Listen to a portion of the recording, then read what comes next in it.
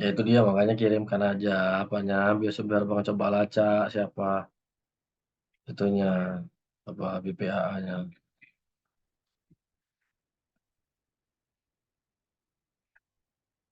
Hmm, hmm, hmm, hmm. Oke, oke, oke. Oke, oke. Ya udah, ya.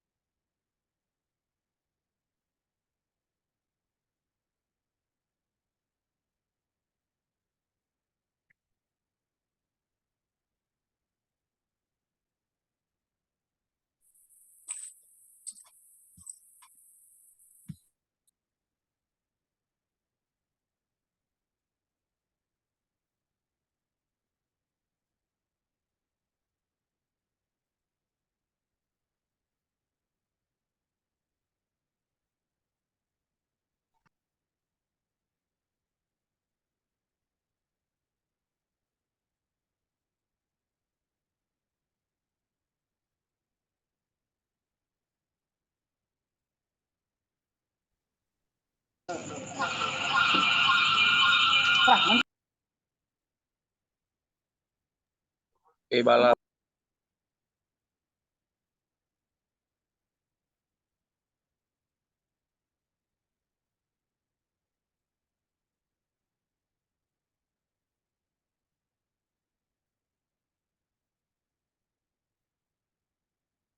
Apa kalian izin juga ada beberapa orang. Baik, selamat malam semuanya. Assalamualaikum warahmatullahi wabarakatuh. Waalaikumsalam warahmatullahi wabarakatuh. Waalaikumsalam warahmatullahi wabarakatuh. Kita mulaikan saja untuk perkuliahan kita. Sudah lebih kurang 17 mahasiswa yang hadir. Jadi sepertinya ada yang di kampus ya. Jadi yang di kampus supaya tidak storing dan di-mute-kan semuanya untuk eh, mikrofonnya. Baik, kita pada malam hari ini pertemuan ke-6 dan nantinya 2 pekan lagi kita UTS. Nah, UTS-nya nantinya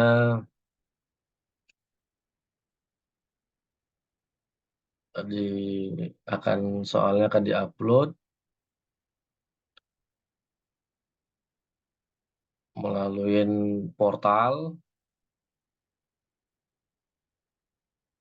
Kalau seandainya ada menunya, kalau tidak nantinya bisa dilihat kalau tidak di bank soal, bisa dilihat di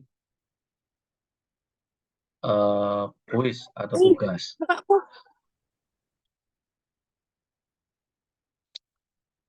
Nah, sambil mengingatkan juga untuk tugas kelompoknya yang paling lama di pertemuan hari Senin sebelum pertemuan ke-10 kita perkuliahan hari Selasa, maka hari Seninnya terakhir untuk tugasnya seluruhnya dikumpulkan. Tiada 4 minggu lebih kurang dari sekarang untuk membuat tugas kelompok jurnalnya mengenai hukum administrasi dan tata negara. Dan sampai saat ini kalau saya lihat di dalam grup belum ada dicantumkan nama-nama kelompoknya ataupun sudah dibagi atau belum untuk kelompoknya. Seperti yang saya sampaikan, jangan sampai ada yang tidak memilih kelompok. Jadi diharapkan untuk seluruh mahasiswa agar bisa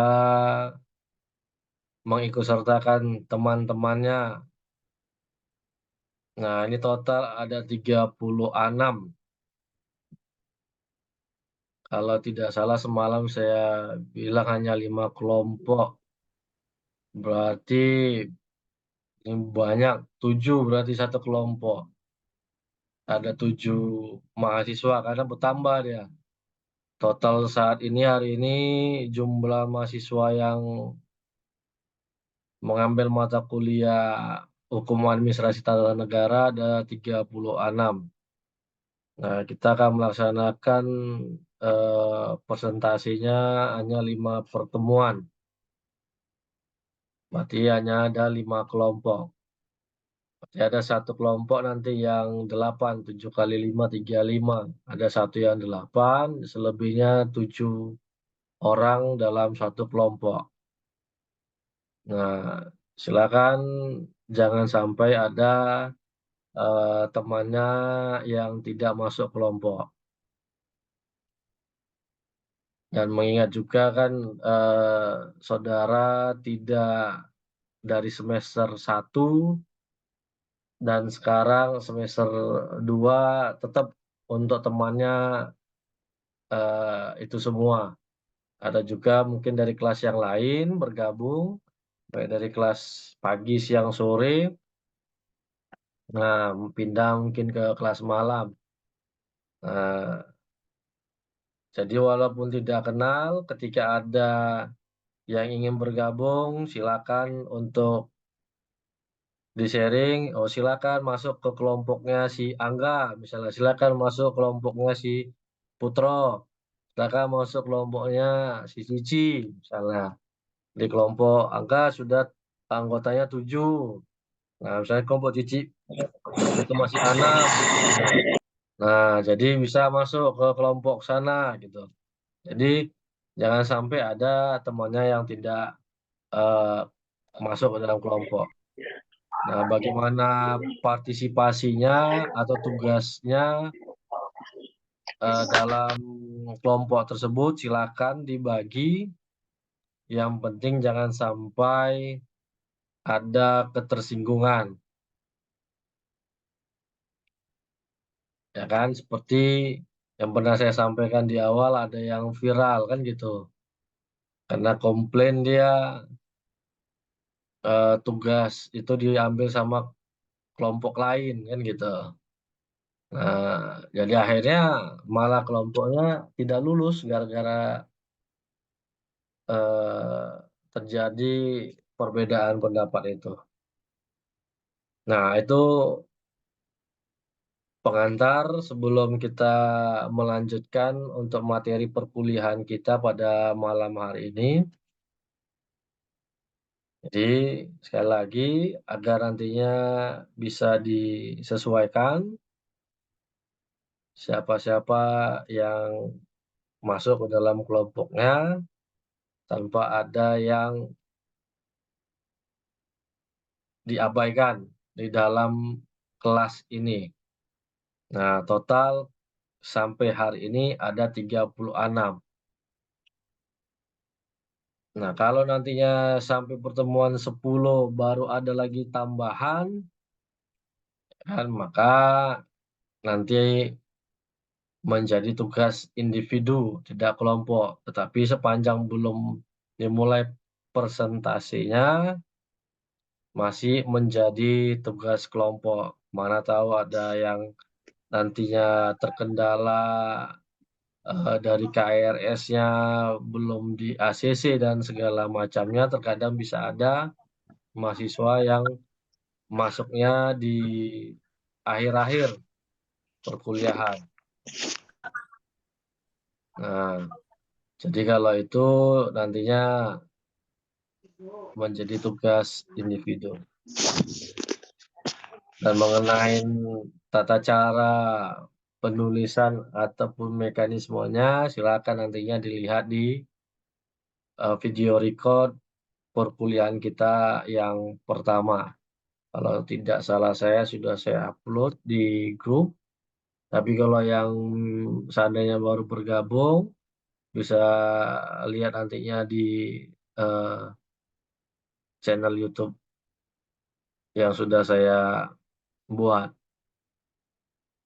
Baik, pada malam hari ini kita akan membahas mengenai kewenangan pemerintah dalam hukum administrasi negara. Pada pertemuan yang lalu, kita membahas mengenai perbuatan daripada pejabat administrasi negara, di mana dalam melakukan perbuatannya pemerintah terbagi ke dalam dua kategori berdasarkan fakta dan berdasarkan hukum, di mana perbuatan pemerintah berdasarkan hukum dibagi ke dalam dua bagian, yaitu dalam lapangan hukum privat dan lapangan hukum publik. Nah, sebelum kita lanjutkan pada pertemuan yang lalu, saya ada tanyakan kepada saudara, apakah materi perkuliahan yang setiap minggunya ini, apakah sudah bisa saudara lihat di portal masing-masing atau tidak? Karena sebelum perkuliahan, saya sudah upload di portal dosen. Apakah dia sudah link, bisa dilihat atau tidak? Ada yang melihat portal mahasiswa?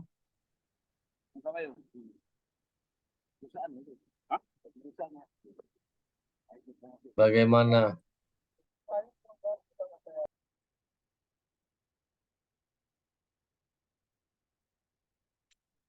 untuk materi perkuliahan? Jadi seperti yang saya sampaikan, kalau sudah bisa diupload, ya pada saat kita pertemuan lebih baik kita lebih banyak sharing diskusi, tanya jawab, daripada sistem ceramah. Apalagi kita masuk pada malam hari dan jam-jam yang rawan dari kelelahan mata kita setelah seharian bekerja. Coba ada yang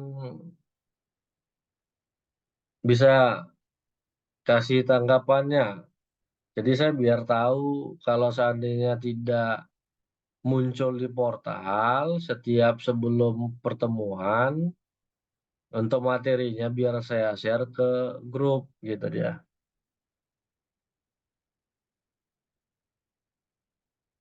Izin Pak, ini baru saya buka Pak. Di materi kuliah online tidak ditemukan Pak materinya Pak. Nggak ada ya berarti ya. Untuk di mata kuliah dia nggak bisa dipilih. Di mata kuliah nggak ada. Mata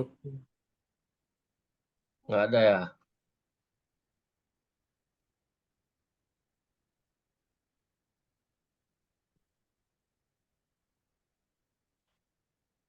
Virtual kelas berarti atau di jadwal perkuliahan. Kalau di tempat dosen di mata kuliah yang diampu, di situ dia diupload. Makanya saya juga nggak tahu. Itu dari awal saya sampaikan. Ada Bang Dodi, belum nampak ya? di bagian virtual kelas mata kuliah online saya buka nggak ada Pak. Nggak ada ya kalau di mata kuliah, jadwal mata kuliah nggak ada. Di tampilan saya nggak ada Pak. Nggak ada ya. Oke, kalau gitu nantinya eh, sebelum perkuliahan materinya pagi atau siang akan saya share di grup. Kalau dulu learning memang, cuma saya nggak tahu kayak sepertinya dosen sudah jarang ngisi e-learning karena saya lihat juga di grupnya dosen. Nah, cara ada pemberitahuan untuk pengisian di e-learning hanya masih di portal. Nah, kalau demikian, kalau memang belum ada, tapi nanti coba saya eh, cek nanti di portal saya bagaimana biar bisa muncul. Kalau tidak muncul nantinya di setiap pertemuan sebelumnya akan saya share untuk bahan kuliah kita. Baik, jadi untuk link perkuliahan kita hari ini itu nanti akan digunakan sampai ada pemberitahuan lebih lanjut. Jadi untuk minggu depan tetap menggunakan link yang tadi saya kirim. Nah, nanti kalau sudah tidak berlangganan lagi ataupun langganannya sudah habis, maka akan saya kirim kembali untuk link terbarunya. Nah, kita lanjutkan kembali untuk materi kita. Kalau demikian nantinya atau saya jadi perbuatan pemerintah tadi di dalam berdasarkan hukum ada terbagi dua, yaitu dalam lapangan hukum privat dan dalam lapangan hukum publik. Nah, sedangkan hukum publik terbagi kepada dua, perbuatan hukum publik bersegi satu dan perbuatan hukum publik bersegi dua. Nah, nantinya penjelasannya yang sudah pada pertemuan yang lalu kita jelaskan. Nah, di dalam melaksanakan perbuatan hukum ini, maka pasti ada sebuah produk tadi kan, yang pada pertemuan lalu, kalau saya tidak salah, kita sudah menjelaskan secara singkat, yaitu ada melahirkan sebuah keputusan atau ketetapan. Nah, ketetapan atau keputusan ini merupakan hasil dari perbuatan hukum pemerintah. Nah, di dalam pelaksanaan urusan pemerintahan.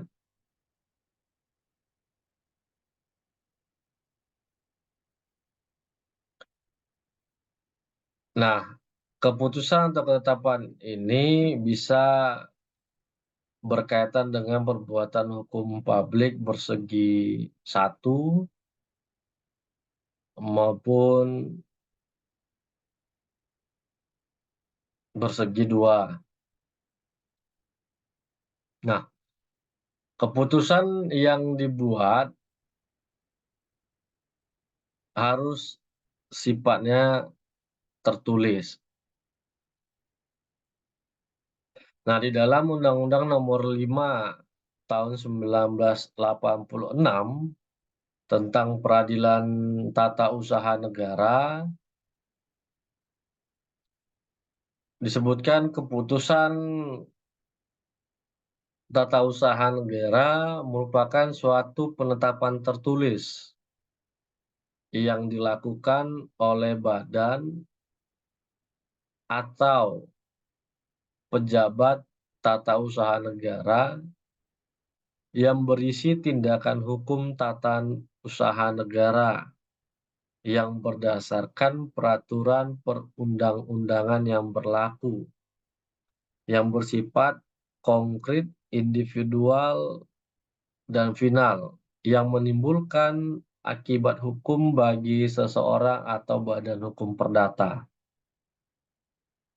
Nah, tadi saya katakan bahwa perbuatan hukum yang melahirkan suatu produk ketetapan atau keputusan yang merupakan perbuatan hukum publik yang bersegi satu maupun yang bersegi dua. Nah, bersegi satu itu berdasarkan kehendak daripada si pejabat sendiri. Nah, sedangkan yang bersegi dua berdasarkan kehendak daripada para pihak. Makanya diakhiri menimbulkan akibat hukum bagi seseorang atau badan hukum perdata. Nah, yang menarik di dalam suatu ketetapan atau keputusan itu ada 3 hal yang wajib untuk menentukan sah atau tidaknya suatu keputusan, yaitu konkret, individual, dan final. Apa yang diartikan konkret? Berarti dia nyata. Kalau secara definisinya tidak abstrak, kan demikian. Nah, konkret diartikan sama seperti penjelasan pengertian keputusan tata usaha negara tadi, itu suatu penetapan tertulis. Jadi konkret ini ada bahwa keputusan itu harus ada bentuknya, harus ada wujudnya. Nah, jadi ketika seorang pejabat tata usaha negara atau beradministrasi negara membuat satu keputusan,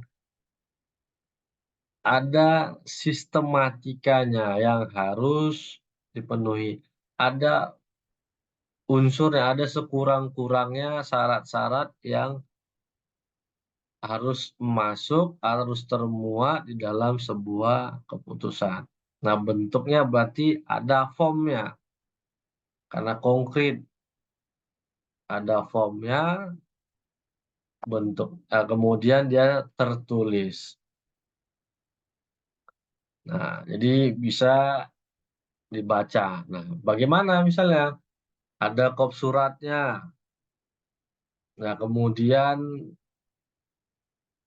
ada judulnya. Kop surat, kita ambil contoh pemerintah Kota Medan. Nah, keputusan Wali Kota Medan, nomor, ada nomor, bla bla bla, tentang misalnya pemberhentian tidak dengan hormat sebagai PNS. Dan keputusan Wali Kota Medan menimbang, mengingat, kan, memutuskan, menetapkan 1, 2, 3. Nah, kemudian ditutup dengan tanda tangan. Nah, 1 jelas kepada siapa? Terhitung mulai tanggal 1 Mei 2024, memberhentikan dengan tidak hormat pegawai negeri sipil sebagai berikut. Nama, ya kan, jabatan, dan segala macamnya. Nah, ini yang selanjutnya disebut dengan individual. Individual ini diartikan bukan sifatnya perorangan, tetapi dimaksudkan adalah jelas yang dituju, jelas keputusan ini untuk siapa. Jadi dia bukan untuk umum. Keputusan produk dari perbuatan hukum pemerintah, nah dalam hal ini adalah ditujukan kepada seseorang atau badan hukum perdata, jelas identitasnya. Nah, yang tidak jelas adalah sebuah peraturan. Nah, seperti Perda, undang-undang, PP, nah itu kan tidak jelas. ditujukan kepada siapa peraturan itu? Ya berlaku umum. Nah, kalau dia keputusan atau ketetapan, dia berlaku khusus. Ya kan? Harus dijelaskan secara detail siapa orang atau badan hukum perdata yang dimaksudkan di dalam keputusan atau ketetapan tersebut. Nah, mengapa? Supaya keputusan itu bisa dilaksanakan ataupun terlaksana. Dan yang ketiga, sifatnya adalah final. Maka biasa kita melihat di dalam suatu keputusan kalau ada yang pernah melihatnya. Kita ambil satu contoh ya, tapi ini bukan pejabat negara, mudah-mudahan masih ada. Sebentar saya cek. Mudah-mudahan masih ada di laptop saya.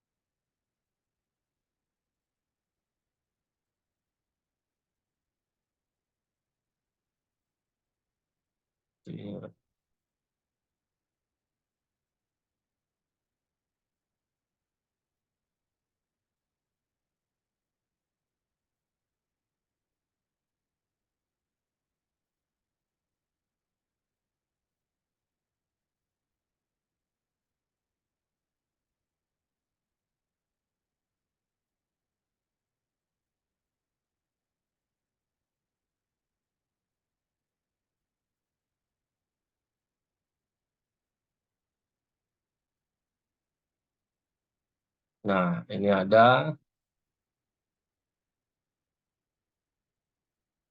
Saya share, ya paling tidak ya hampir seperti ini, namun bukan ini, ya kan, bukan ini dia sebuah keputusan tata usaha negara karena nggak ada di file komputer saya, tetapi nah ini PSSI ini pada saat itu 2019 saya menjadi anggota komite disiplin PSSI Kota Medan pada saat itu sebelum COVID. Nah, ini tadi ada judulnya. Nah, sanksi, ya kan, sanksi. Inilah tentang sanksi teguran terhadap perpindahan pemain tanpa izin. Nah, menimbang, mengingat, nah kalau ada memperhatikan, nah memutuskan, menetapkan. Nah, inilah maksud daripada individual tadi. Nah, konkretnya bentuknya tertulis, ya kan? Nah, kemudian finalnya di sini dia. Finalnya keputusan ini mulai berlaku terhitung mulai tanggal ditetapkan, dan apabila di kemudian hari terdapat kekeliruan maka akan dilakukan perbaikan sebagaimana perlunya. Ya, jadi maksud final itu adalah keputusan ataupun ketetapan yang telah dibuat wajib dianggap sah dan harus dilaksanakan sejak berlakunya keputusan itu. Nah, keputusan ini mulai berlaku terhitung mulai tanggal ditetapkan. Maka itu harus dilaksanakan. Nah, namun apabila nantinya ada keputusan yang lebih tinggi membatalkan keputusan pertama tadi, barulah dia tidak berlaku. Nah, misalnya dalam hal ini hukum administrasi negara, ketika ketetapan atau keputusan itu ternyata batal, Maka yang berhak membatalkannya atau tidak sah, maka yang menyatakan tidak sah adalah pengadilan. Dalam hal ini mengenai sengketa akibat terbitnya suatu keputusan tata usaha negara ataupun administrasi negara ataupun pemerintah, ya kan, maka kewenangan daripada pengadilan tata usaha negara. Nah, inilah contoh daripada untuk menunjukkan sifat daripada sebuah ketetapan atau keputusan. Nah, ini tembusan, ya kan, ditandatangani oleh yang membuat keputusan. Ini contohnya. Kembali lagi ke materi.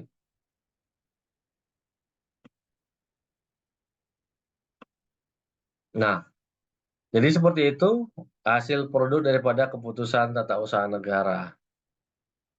Nah, namun tidak semua keputusan itu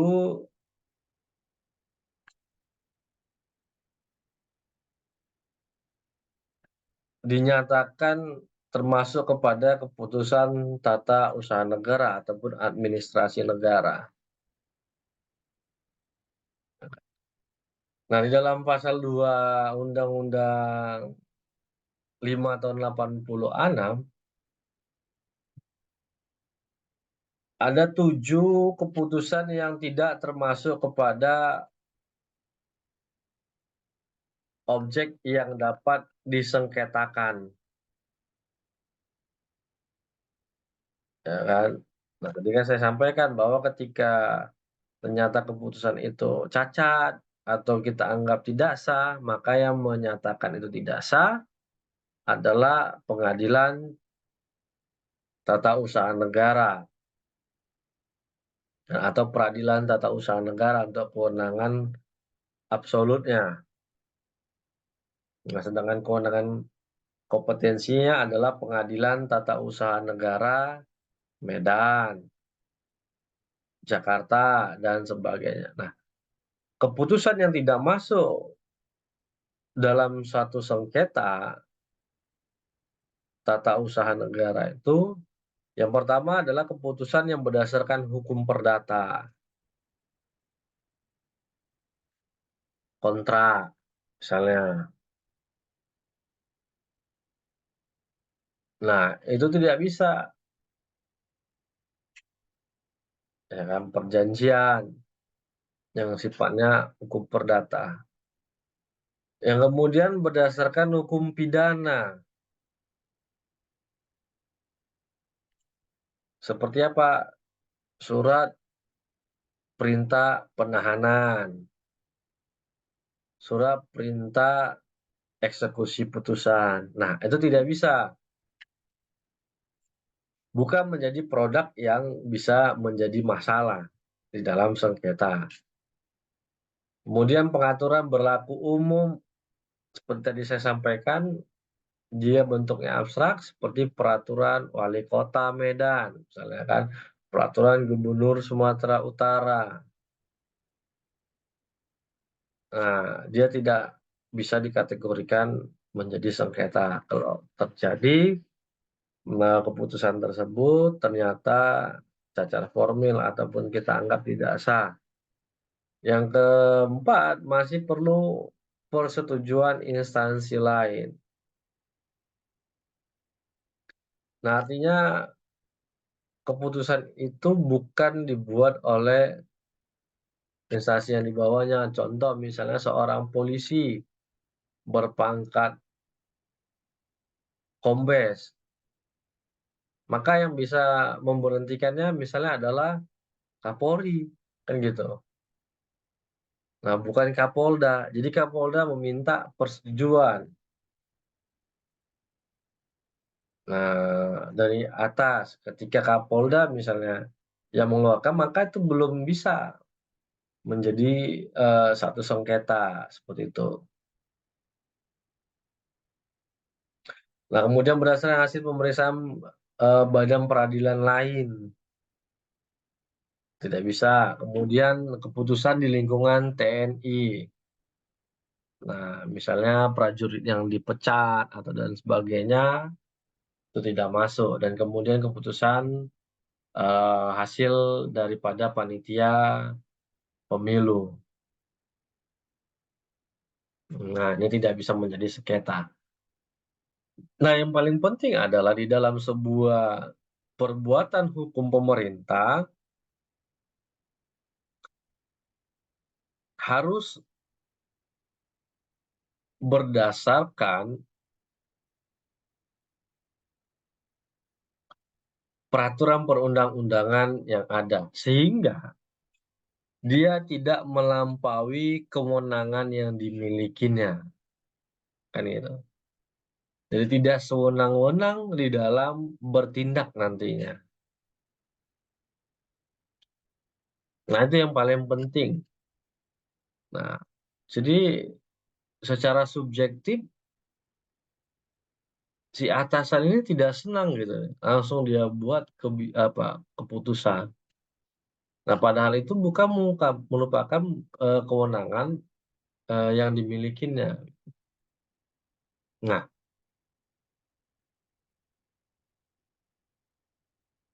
jadi setiap pejabat tata usaha negara ataupun administrasi negara harus memahami yang menjadi kewenangan dalam pelaksanaan administrasi negara. Nah, apa itu wewenang? Nah, dalam Belanda disebut dengan istilahnya bevoegdheid. Bevoegdheid, ya kan?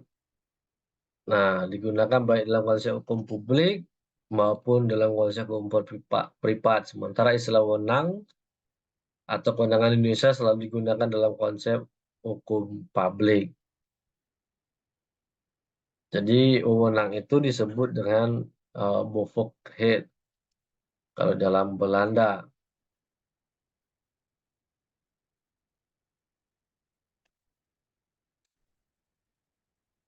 Nah, Stroop dan Steinbeck menyatakan wewenang merupakan konsep inti dari hukum tata negara dan hukum administrasi. Ya, kita artinya aja lah, kita baca, nggak usah bahasa Bataknya, ya kan.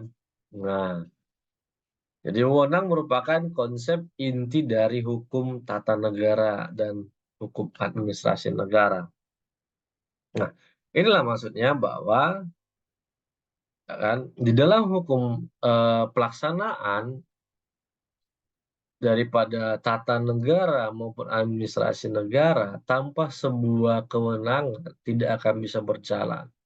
Nah, negara, walaupun ada penduduk, ada wilayah, tetapi siapa yang menjalankannya? Ibaratkan sebuah mobil, siapa supirnya?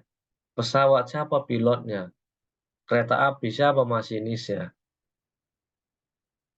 Kapal laut, siapa nakodanya? Kan seperti itu. Nah, makanya dia merupakan inti daripada hukum tata negara wewenang ini. Nah, sama dengan tadi kendaraan. Intinya adalah siapa yang bisa mengendarai kendaraan tersebut. Nah, maka di dalam sebuah negara,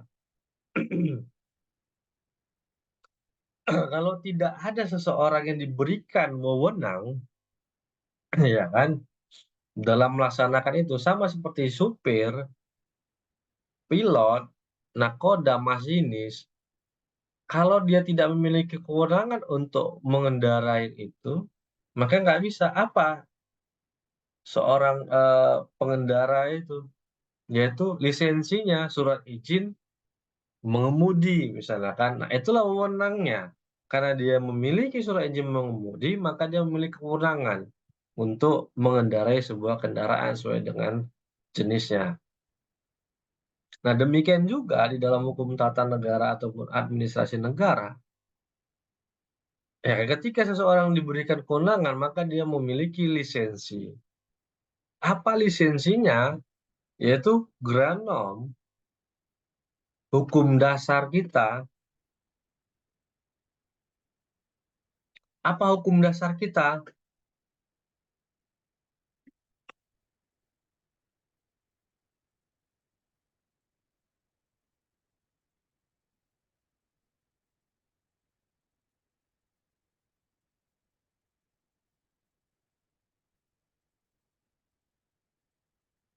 Yakni Undang-Undang Dasar 1945. Kan kalau tidak salah, ya kan pada pertemuan sebelumnya, sumber hukum itu sudah dibahas, kan gitu. Sumber dari segala sumber hukum administrasi negara atau tata negara di Indonesia adalah Undang-Undang Dasar 1945 dan apa? Dan apa yang Bapak sebutkan saja lah. Pancasila, Pak.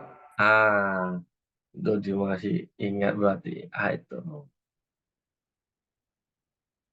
Jadi kapan wewenang itu bisa ada ketika hukum dasarnya sudah memberikan ketetapan, kan gitu dia. Nah, sehingga bisa wewenang itu dilaksanakan oleh siapa si pejabat tadi. Nah, maka diartikan kewenangan itu merupakan hak untuk memerintah ataupun kekuasaan hukum di dalam bahasa Inggris, kan gitu. Dalam bahasa Inggris dia authority, kewenangan, ya kan. Nah, dalam Black Law Dictionary, ya kan, wewenang itu adalah kekuasaan hukum, hak untuk memerintah atau bertindak, hak atau kekuasaan pejabat publik untuk mematuhi aturan hukum dalam lingkup melaksanakan kewajiban publik. Sama kan seperti tadi saya analogikan kepada saudara, ya kan, pengendara dari dari kendaraan sesuai dengan jenis kendaraannya. Ada mobil, darat, laut, udara. Nah, darat ada mobil, ada kereta api, kemudian udara, pesawat, laut, kapal, kan gitu.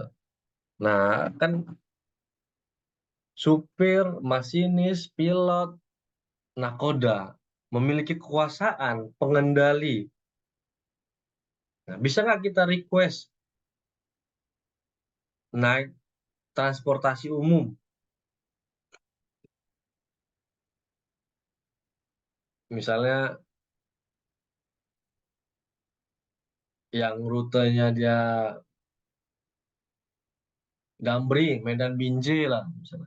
Nah, kita suruh sampai Langkat, pasti nggak akan mau dia. Kenapa? Kekuasaan di tangan. Misalnya kita suruh belok, bang belok kanan, ya nggak bisa. Karena kekuasaan sama si supir, kemana mau dia, ya itulah.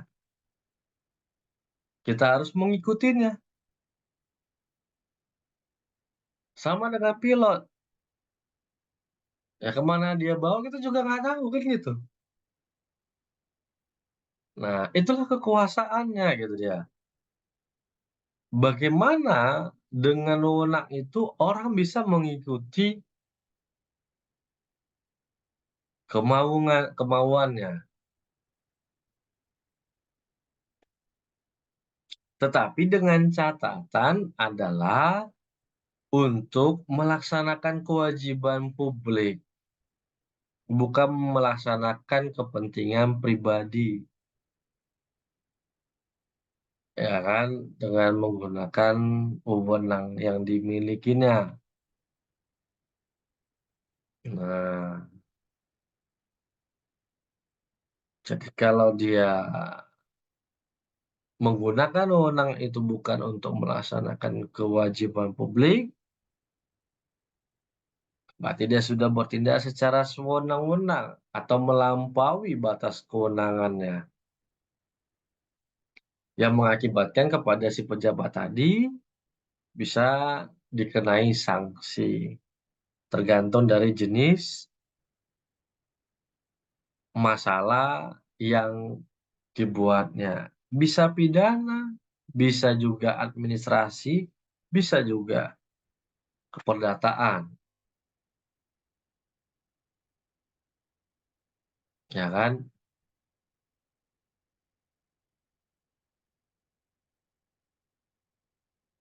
Nah, menurut Stud, wewenang merupakan pengertian yang berasal dari hukum organisasi pemerintahan yang dapat dijelaskan sebagai keseluruhan aturan-aturan yang berkenaan dengan perolehan dan penggunaan wewenang pemerintahan oleh subjek hukum publik di dalam hubungan hukum publik. Nah, hampir sama tadi di dalam Black Law Dictionary, penafsiran tentang wewenang. Nah, ini ada beberapa pendapat ahli tentang wewenang, hak untuk menjalankan suatu yang meliputi pengaturan, pengurusan administrasi, pengurusan dalam kurung administrasi, dan pengawasan dalam supervisi.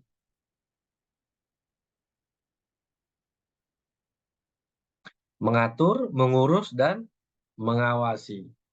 Itulah wewenang katanya, kata Ferazi. Nah, wewenang itu adalah mengatur, mengurus, dan mengawasi. Jadi, setelah dibuat peraturan, nah kemudian pelaksanaannya, setelah pengurusan, implementasi dari peraturan yang sudah dibuat. Nah, dalam pelaksanaannya ini, supaya tetap kepada rule of law, maka perlu dilakukannya supervisi pengawasan. Ya, maka kalau kita lihat beberapa lembaga negara, sudah ada dewan pengawasnya. Nah, tujuan pengawasan itulah dewan pengawas untuk melihat dalam pengurusan administrasi itu apakah telah sesuai. Ya kan, pengawasan dalam bentuk namanya lain. Seperti kita kontes demokrasi kita, ya kan, putusan Mahkamah Konstitusi, kemudian di sidang oleh Majelis Kehormatan. Nah, itu sama diartikan sebagai Dewan Pengawas. Seperti KPK sekarang sudah ada Dewan Pengawasnya. Polisi ada namanya Kompolnas.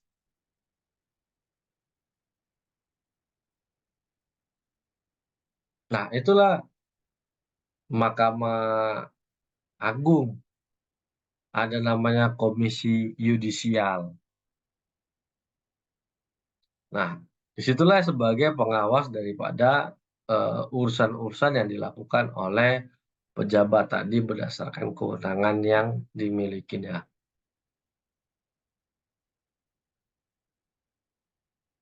Nah, bagi Rukmanan menyatakan wewenang mengandung arti hak dan kewajiban. Hak berisi kebebasan untuk melakukan atau tidak melakukan tindakan tertentu atau menuntut pihak lain untuk melakukan tindakan tertentu. Itulah hak dari sebuah wewenang.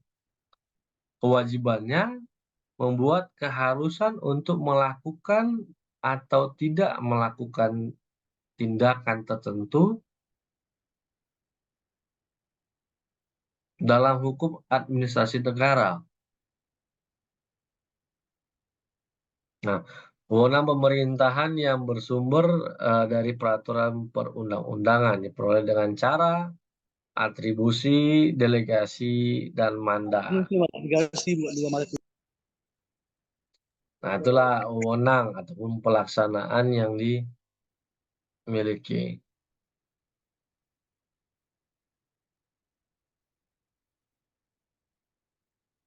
Nah,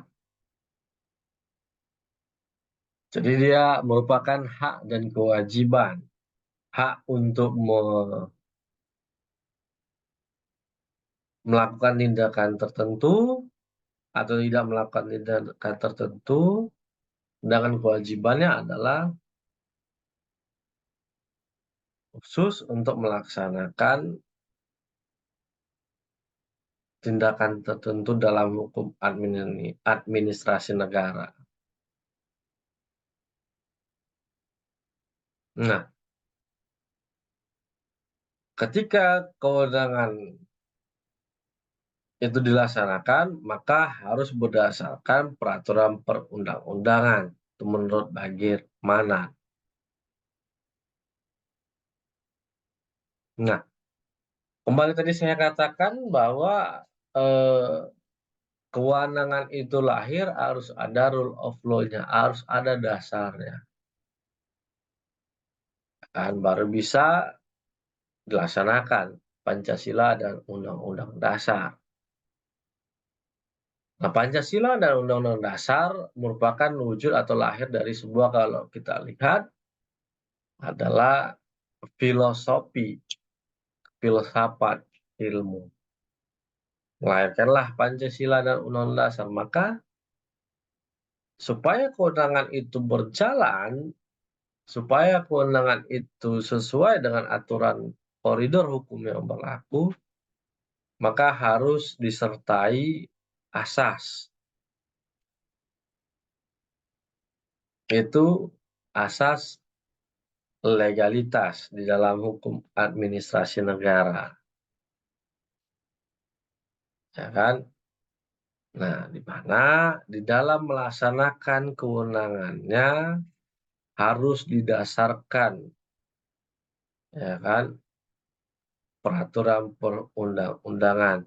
Jika tidak ada norma dan atau norma tersamar, asas kewenangan tersebut harus menggunakan asas umum pemerintahan yang baik.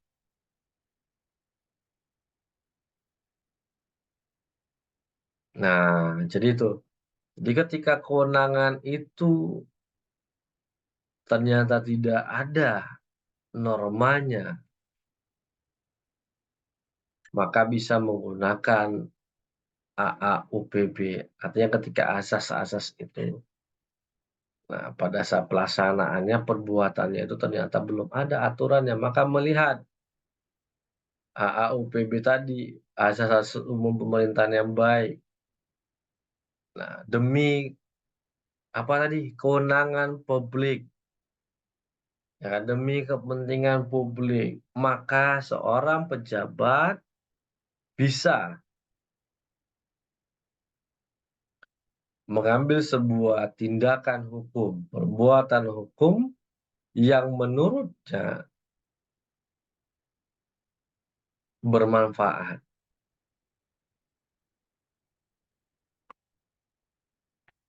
Nah, tindakan pemerintah, pejabat administrasi negara mencakup dua hal utama. Yang pertama, kewenangan sebagai sumber munculnya suatu tindakan. Dan yang kedua, adanya norma atau substansi norma. Nah, apakah itu norma sudah jelas maupun masih tersamarkan. Nah, norma tersamarkan inilah yang kemudian memunculkan penggunaan asas-asas umum pemerintahan yang baik. Good corporate, good governance, principle of proper administration.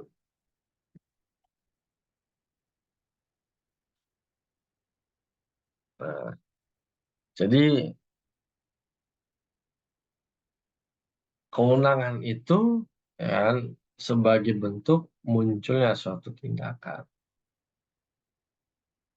Dan tindakan tadi sudah ada aturan hukumnya.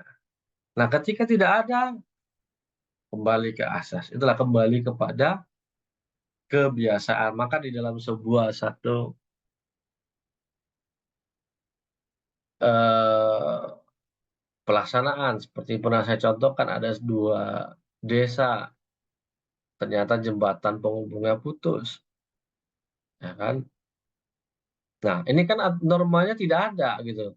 Tidak ada perbaikan jembatan putus di dalam APBD, ya kan?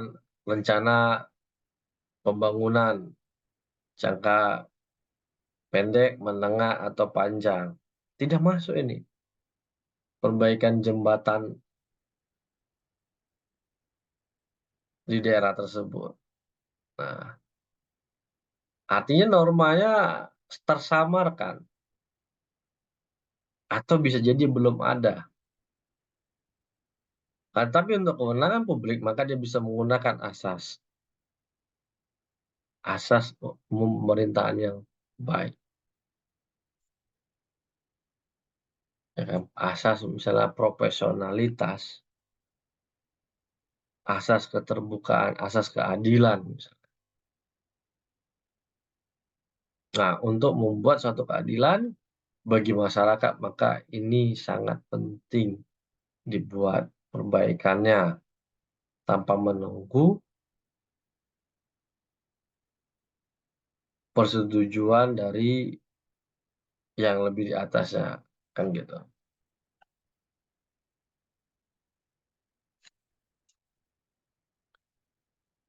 Nah, sampai di sini dulu, apakah ada yang mau didiskusikan? Sudah 9:30, saya absen dulu karena saya lihat masih ada yang di kampus. Mana tahu nantinya kemalaman, tidak baik juga, ya kan? Apalagi kota Medan bukan kota yang aman seperti dulu. Tapi kalau kita di Pangkal Pinang ini mau jam 12, jam 1, jam 2 pulang sendirian pun nggak ada masalah. Kenapa? Karena sepeda motor ditinggal di pinggir jalan masih tercantol kuncinya, baik-baik aja dia nggak jalan sendiri. Baik, silakan dibuka nantinya untuk videonya, kameranya pada saat saya absen untuk menunjukkan saudara sehat walafiat, ya kan? Adelia Fitri Wijaya, Hadir, Pak. mana on kameranya? Tadi saya bilang on kameranya untuk menunjukkan saudara sehat walafiat. Silakan Adelia. Aditya Rizky, Hadir Pak, oke. Lagi di kampus ya enggak? Atau di tempat kerja? enggak lagi kerja Pak. Oke, oke. Lanjut, silakan kerjanya. Angga Ya, Prayoga, Hadir, Pak. di kampus ya? Enggak, lagi apa kumpul storing ya? Enggak, Lagi di kampus, Pak. kampus ya? Nah, itu. Oke, baik. Anggi Anggraini, Hadir, Pak. Ini, Pak. oh, sama, lagi di kampus ya? Iya, Pak. Baik. Azara Indah, ada Azara. Bed Shida, ada tadi mana Bed Shida? Hadir, Pak. Oke, baik. Pak izin Pak, Azara Indah ada. Ada.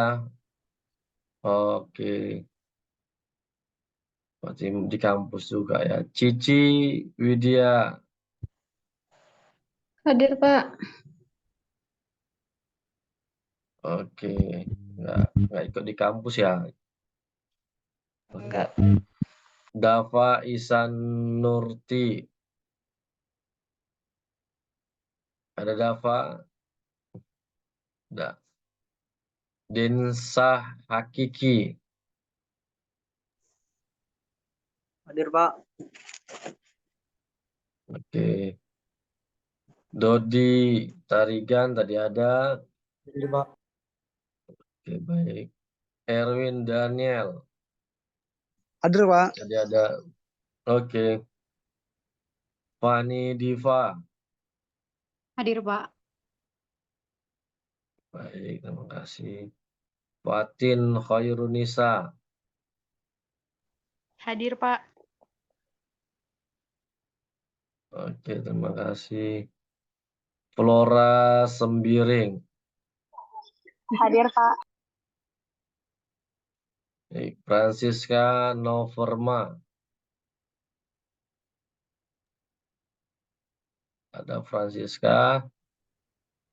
Ada Freddy Siagian. Tadi ada yang nggak hadir, siapa tadi ya? Ada Freddy Siagian.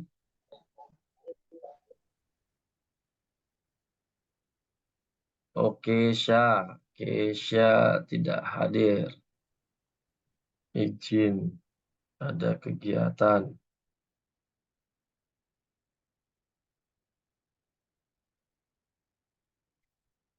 Baik, Francisca. Udah ada Francisca, nggak ada ya? Freddy Marolop Siagian. Oke, Pak. Habib Rauf. Ada Habib. Handini Putri. Hadir, Pak. Oke. Haikal Ramadan. Ada Haikal. Intan Wahyuni. Hadir, Pak. Oke. Kristiani Tampubolon. Hadir, Pak. Oke. Lucky Ratu. Hadir, Pak. Oke. Tegar Pratama. Hadir, Pak. Baik. Mindy Alia. Ada Mindy. Hadir, Pak. Oke. Putro Noto Negoro. Hadir, Pak. Fernando Situmea. Hadir, Pak. Hadir, Pak. Oke. Ya. Rahma Dwi. Hadir, Pak. Raja Muda.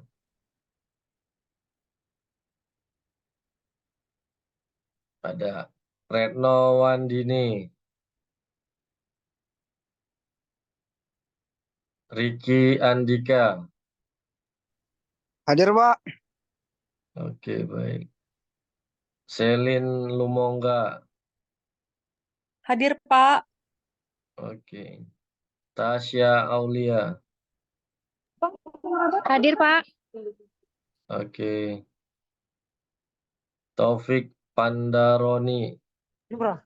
Hadir, Pak. Baik. Yeti Anggraini.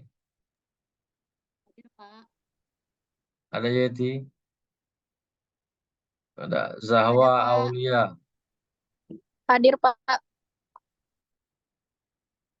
Baik, ternyata banyak yang sedang standby di kampus. Nah, sebelum kita lanjut atau kita akhiri, apakah ada yang mau kita diskusikan? Kalau nantinya semakin lama, ya teman-temannya yang mau pulang nantinya bisa bahaya juga. Gimana? Ada yang mau kita diskusikan? Bentar Pak, nanya Pak. Silakan Angga. Masalah pembagian kelompoknya itu gimana Pak? Bapak yang bagi atau milih sendiri? Ya, kita sudah kampus merdeka. Jadi nggak lagi zamannya dosen yang menunjuk. Nah, saya bilang, yang penting jangan sampai ada temannya yang terabaikan, tidak ada kelompoknya. Nah, masa 36 nggak bisa saling bekerja sama kan, nah luar biasa. Nah, di hukum acara sudah terbentuk kelompok-kelompoknya, sudah di-share di dalam grupnya. Mata kuliah yang saya bawakan juga ada hukum acara. Nah, di situ semuanya bahkan sudah ada yang sarjana, ya kan? Kayak teman kita tadi ada yang sudah S2 ekonomi ngambil S1 lagi.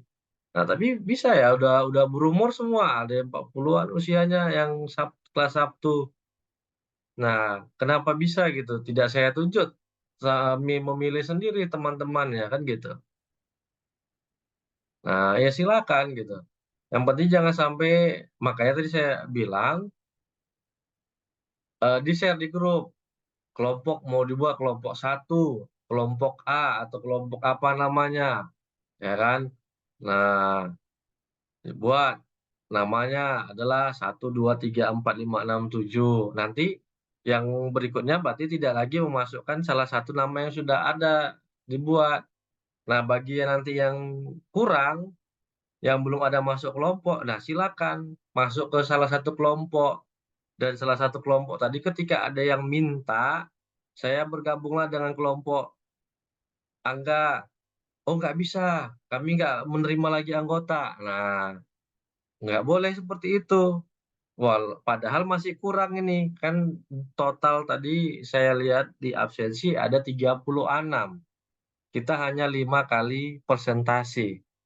Berarti, ya kan, kalau 36 dibagi 5, dia ada yang 7 kelompok, 7 orang dalam satu kelompok, ada yang 8. Nah gitu, berarti minimalnya 7. Ada 4 kelompok yang 7 orang, ada yang satu kelompok 8 orang. Nah ini masih 6 dia, nggak mau lagi menerima, kan gitu.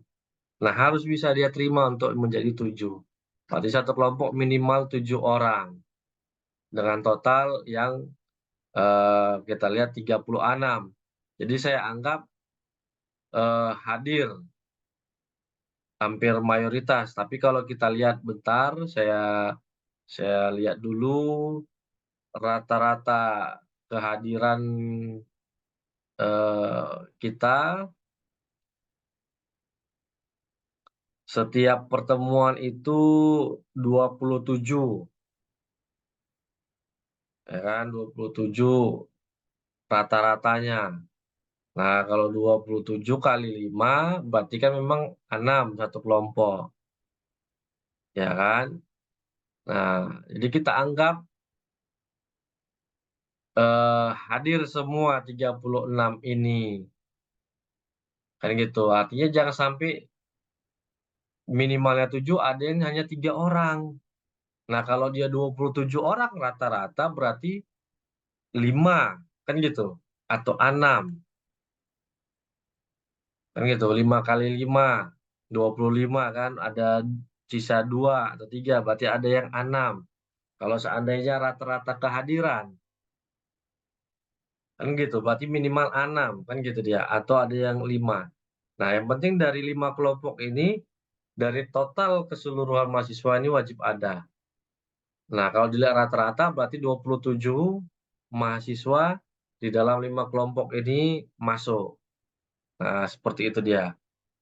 Untuk yang milih silakan, bebas gitu dia. Kita kampus merdeka, jangan lagi dosennya yang menunjuk ini. Kenapa?